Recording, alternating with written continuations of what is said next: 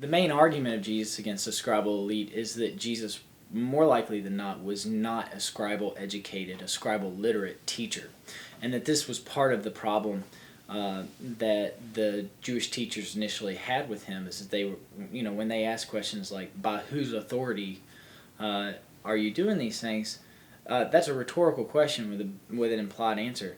You don't have the authority to do these things. So they engage Jesus publicly in order to try to expose him as an imposter to the position of an authoritative teacher.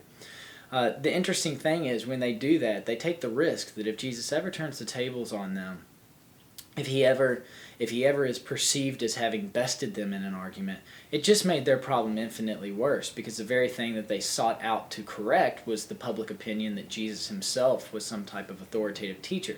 If he's perceived as besting them publicly, then all of a sudden that adds credibility, it adds honor to his reputation as a teacher, and just kind of makes the problem worse from their perspective.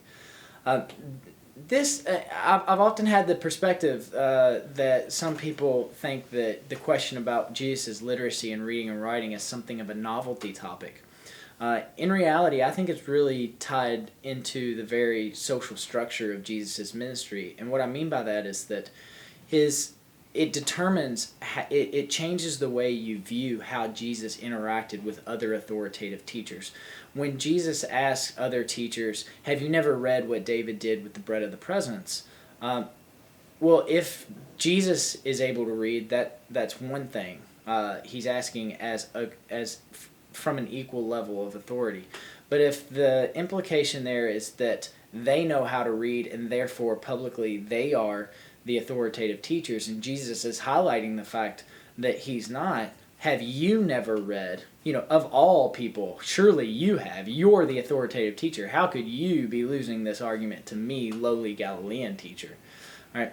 The point is, what you assume about what type of teacher Jesus is changes the way that you interpret that passage, and therefore changes how you think Jesus fit among other teachers in his day, and how this conflict took the shape that it did.